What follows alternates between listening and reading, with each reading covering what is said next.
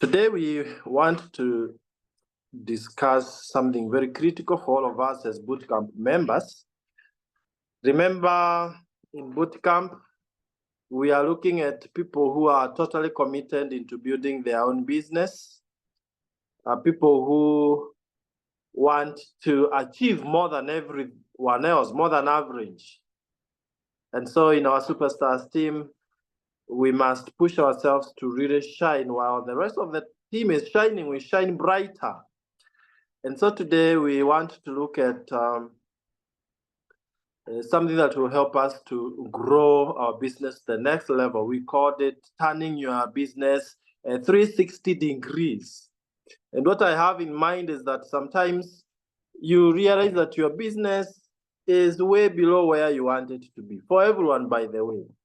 So we want to look at how can we cause our business to really drift positively so that we can enjoy the many benefits that the business has to offer.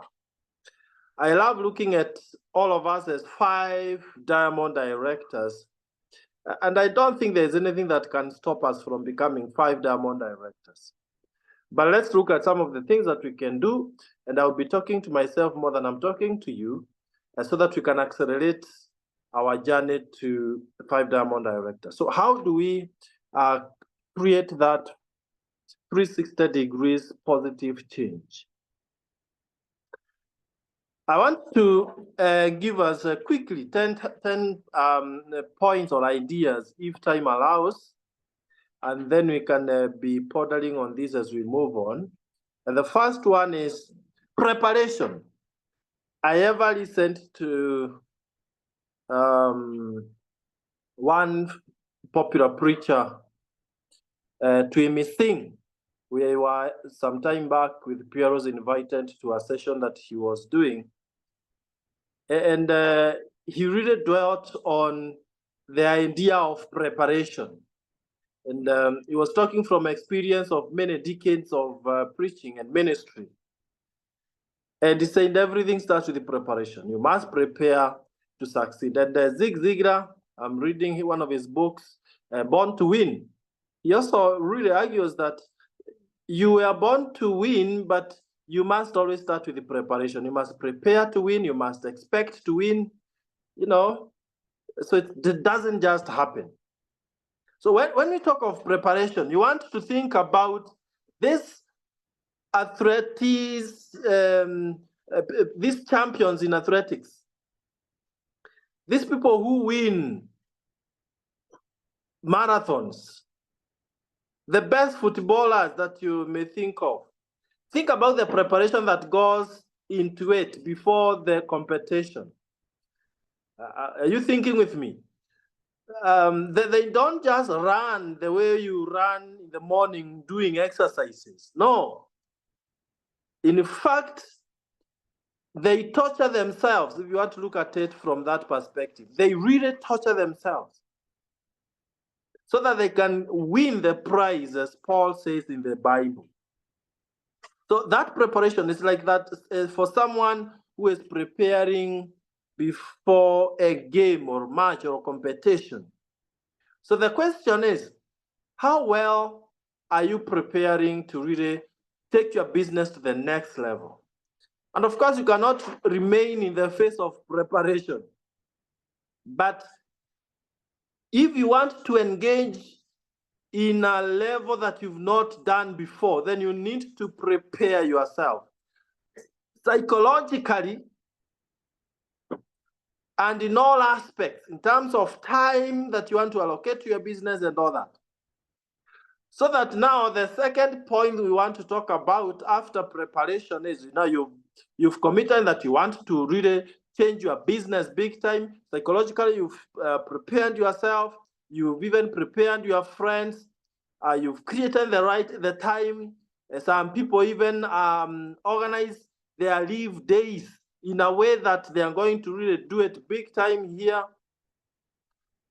Now, after preparation, we come to number 2, which is mindset. In as much as this is also touched in the preparation phase, I want us to look at it from another perspective, your mindset. And that is being totally sold. Being totally sold into the business. What I've seen is many people always have somewhere to fall back on.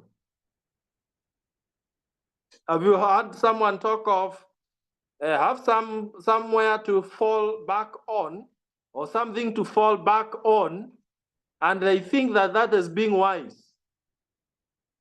Another very close analogy to that is, have you heard people advise others that you should not put all your eggs in one basket? Have you heard them say so? That's another very misleading advice. For this reason, if you have something to fall back on, guess what? You will fall. If you have somewhere to fall back on, then you will fall. In fact, you have prepared yourself psychologically to do what? To fall. If you put all your eggs in one basket, guess what? You will focus on that one basket, and rarely will any of the eggs break. But put your eggs in 3, 4, 5 baskets. Which one do you take care of? None. So you'll have so many breaking. So when we talk of mindset, we are saying be totally sold into the business. There's something I tell people that Piros and myself, when we started this business, we created some desperation. We were not desperate. She was a high school teacher. I was teaching in the university. But instead of building a comfort zone right there, we deliberately created some desperation. We did it like our entire life depended on this business, because for sure it did. You heard that? We did it as if our entire life depended on this business, because indeed it was the case. It did. All right? And I challenge you guys as bootcamp members, people want to achieve too much. You've got to really be totally sold into the business, so that a day like today, a public holiday, you don't just think about how do I really rest from morning to evening. You commit massive hours into the business because you are totally sold into it. Now, this is it. If you are totally sold into something, if you are totally sold into something, then nothing can get you out of the business. Not even the negative people out there, not naysayers, not any rejection, not your parents, not the closest friends, because you are totally sold into the business. So that is the mindset. So you'll agree with me that one's mindset will determine how far they go in this business. You cannot be here and there. You've got to really push yourself as if this business is all that your life depends on.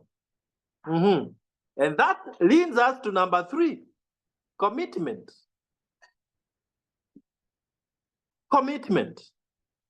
Let me ask you, and be sincere to yourself. You don't have to respond here. How many hours do you allocate to your business? How many hours in a day? Non-negotiable, non-negotiable. The ones you say, these number of hours every single day, I'm going to consecrate them to my business. How many hours? Because that shows the level of commitment. Right? Oh, I can tell you, when we were really building it and we were so focused on getting it to the top, which we never got disappointed. We could even leave the office at midnight. At midnight. I mean, and we were not feeling like we are sacrificing anything. I remember we would even travel with our newborn when, like my son, when he was barely a month or two, traveling to do business. I mean, that's crazy. You'll agree with me that if you are to achieve extraordinary success, then you must do some extraordinary things. You must go that extra mile. And you know, they say there is no traffic jam in the extra mile. Traffic jam is in all these other normal miles. But in the extra mile, or kilometer if you want, there is no traffic. So how many hours are you committing to put into your business? How many hours, by the way, do you do your job versus your business? And that takes me to number 4. Job versus business. Job versus business. We are trying to compare the two. And the key word I want to bring in here is discipline. Discipline. So put in the discipline you put in your job. Let me demonstrate what I mean by a job, because I have worked. I know people like Jabi have worked for several decades, and Lydia Mwesa among others here. We worked for some decades, maybe almost half a century, I guess. And think about the discipline that you put in your job. Even when you are not really feeling so well, you are a bit sick. What do? If you are sick, what do? You go to your workplace, especially if your boss is really a tough one. You go to your workplace to get permission to go to the hospital. You don't go to the hospital so that you can later report to your boss that you were sick. A few bosses will take it, but majority will, by the time you are going to tell them that you are in a hospital, you have already been served with some warning letter, and you are threatened like under 18. So perhaps we do that because you fear the boss. But let me ask you, if you can do that because of someone else's business, how much discipline should you have in your own business? Remember, we are not talking of discipline for everyone in the team. We are talking of discipline for the bootcamp members. People who are not taking anything less than success. People who are not working for mediocrity, but for excellence. So allow others to do the business when they feel like doing it. But for you, you do it whether you feel like doing it or not. In fact, discipline is doing something whether you feel it or not, whether you feel like doing it or not. That is what discipline is all about. Whether it's raining or shining, you do it. Whether you feel so tired or you feel very energetic, you do it. And there is a way you can gauge your discipline in this business. Employ what we call to-do list, where before you sleep, you write down, what must I do tomorrow? And then tomorrow you are strictly following your to-do list. It is not the to-do list that should follow you. You are the one to follow it to the letter. Okay? And then now in that to-do list, put in the most critical aspects of your business. Like, for example, you really want to talk to as many people as possible so that you can build your business. Now, put in the number there and don't go back home. Don't go to bed until you've talked to that number. When you say you are going to sponsor 10 in the month of June, don't entertain anything short of that. Now, today, and we are just mid of the month, we've already done more than 10 personal with the Puros. Not so easily, but with the discipline. Hello, I love that. With the discipline. You know, you might think it's easier for me than it is for you. No, you are wrong. It might even be easier for you than for me. But now, what is the level of your discipline? Wow. Put in the discipline that you do in your job. If possible, do it even more here, because this is your business.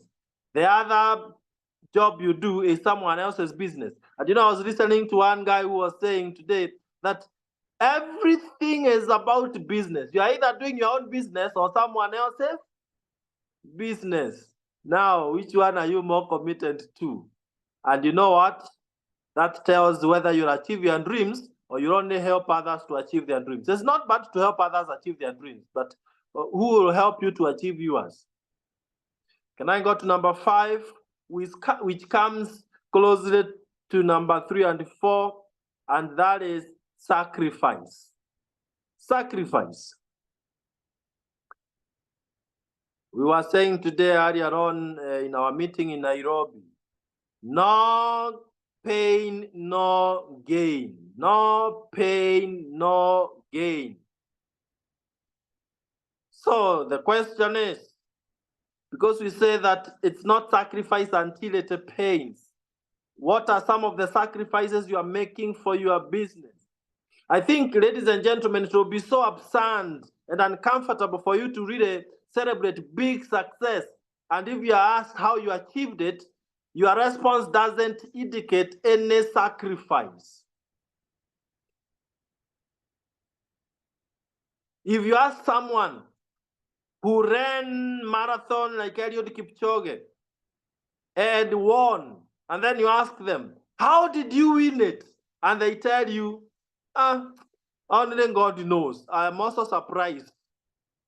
Honestly, you know that there is a problem somewhere. Maybe there is some rigging.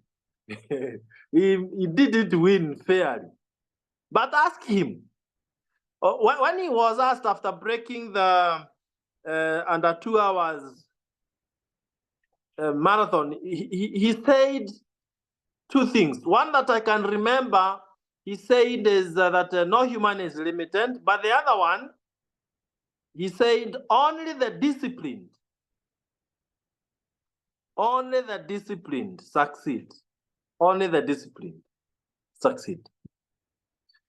So you can see now the issue of sacrifice here. So what the question is here, what, don't write are you, you write the way we have done in the past. What am I willing to sacrifice?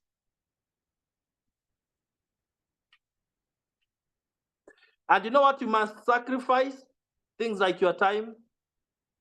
Things that sneaks in and steals your time. You know them very well. For some of us, if we are not careful, what will steal our time? Social media. You see, social media, you can do a lot that is constructive, but you can also spend the entire day just swiping, you know? People are busy, even in public matatus, you just see them, you know, swiping the phone like this the whole day. They're just smiling to themselves. Ask yourself, are you consuming people's content, or are you also creating useful content on the social media? Some of us are doing big business in the same social media that you are wasting all the time. Entertainment. Do you have some entertainment that sneaks in and steals your time? Hobbies. Do you know how to balance your life so that you are not just in hobbies throughout? Ensure you put more content in the social media than you consume. Ensure that you are working your business more than you are spending your time on entertainment. Entertainment could be like TV. I believe here we don't have any slave to the TV. Not at our level. Otherwise, I've seen some people, including adults, not just children, who will be glued to some TV channels or episodes, and the entire day they are just there. watching the TV. Garbage in, garbage out. What you put in here is all that you'll be able to reproduce. Can we go to number 6, which closely rhymes with number 5? That is the time that you're putting into the business. And number 6 is distractions. Distractions. For us to really change our business 360 degrees, we must identify what distracts us. What distracts you?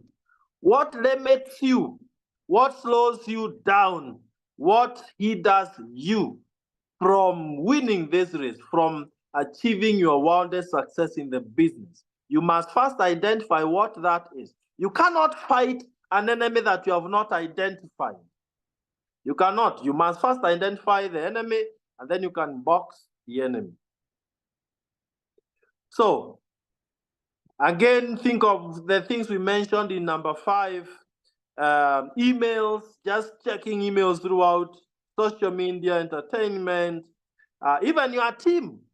You know, you can have a team that is very good in wasting time. When you meet with your team in the office, and for a whole 2 hours, you're not doing anything constructive, you're just catching up and discussing people and who is arrogant than the other, you know. I've seen that happen. In fact, I ever had a lady who is at top leadership. Don't ask me how they got up there, in top leadership. And she was with 2 other leaders. They've done this business together for over 20 years, the 3 of them. And so when they meet, they never talk business, and they'll be together for almost 3/4 of the day. And one person asked them, how comes when you meet, you just talk other stories, you never talk business? And the response was that they are too much accustomed to just chatting and laughing and those kind of things, that when they are together, they know they can't do any business. And they continued, wasting time like that. Avoid any distraction. And at this point, if you are a very serious business builder, this is important. Only do that which you must do and delegate the rest. Wow. Wow. For example,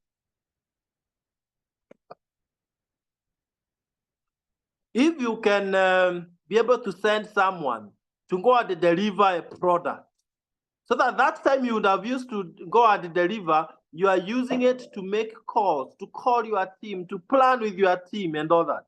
Wouldn't that be something that helps you to avoid distractions so that you are focusing on the most important things, right? Yeah, so delegate that which you can. Now, number 7 has to do with, number 7, negotiate with family. Negotiate with family.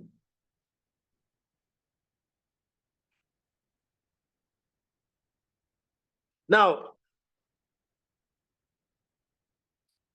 you see, one of the engines that will reduce your growth or slow you down big time, it is your family. Especially if they don't know, what is this that you are doing? Sometimes they feel like you're just wasting time. They feel like you are brainwashed. They feel like you are lost. So you need to negotiate with them. And you tell them, you know what, if it's like a parent like myself, I will tell my children, you know what, for the next, say, 90 days, I'll be quite busy. I might come a little bit late. I might leave earlier. But you know what, guys? It is for your own good. I'm determined to build this business to the next level. And should I hit my target, listen, my children, should I hit my target, I'm going to take you for 2 nights outside to Mombasa. All right? And you know what they will tell you? Go for it. Are you to be coming back at 7 p.m.? No, make it 8 p.m. please. Dad, come at 9 p.m. Because now you've negotiated with them, they are supporting you. All right. If it's your wife, if your wife is not in the business, again negotiate with them, and so on and so forth. The same for ladies to their husbands. So negotiate with your family, and not only family, but also those who are very close to you.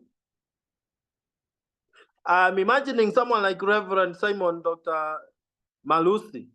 He might have to really tell the assistant pastor that this month I might request that you take up this role and this role and this role. You are the one to bury those who will die around this time. Okay. I'm not really telling you what to delegate, Daktari, but you see whoever that you are close to, so that things don't really get out of hands. And again, you don't want to lose other people out there. So the best thing is negotiate with them. Okay? Yeah. I'm sure that makes a lot of sense, so that you're able to achieve what you want to achieve with the support of those who are in your close or inner circle. Number 8. We have 3 to go. Number 8. Use 90 days challenge. Use 90 days challenge. This is where, we say, if you can do something consistently for 90 days, that is 3 months, you are bound to experience tremendous results. And now we can agree, maybe if this from today, in the next 90 days, we are going all in. We surrender as many other things as possible. I'm sure you know that Pierrot and I are like doing the 90 days challenge from last month, because we want these 3 months to be the highest ever recorded in performance, especially sponsoring. So what you are doing here is you've decided that the next 90 days, you are going to go all in. Then not you alone. You also do what we call pre-launch. Pre-launch is where you prepare your close team. If, let's say, Jambi, you have 3 of your downlines who are active, and now you go and tell them, you know what, guys, we want to do 90 days challenge. This is where we immerse ourselves into it. We'll be talking to this number of people every day. We are going to immerse ourselves in the business this number of hours every day, and so on and so forth, so that you're not doing it alone. So pre-launch includes yourself and your downline, the people you will be talking or working with in your team. You also share the expectation. What do you expect after the 90 days? What are the benefits that you expect to get? What are you looking for? What's your game plan? So that is very clear. In these 90 days, what will you be doing exactly from when you wake up to the end of the day? If you have not taken your leave days, Constanza, now you take them around these 90 days, because it's a special session for you. Number 9.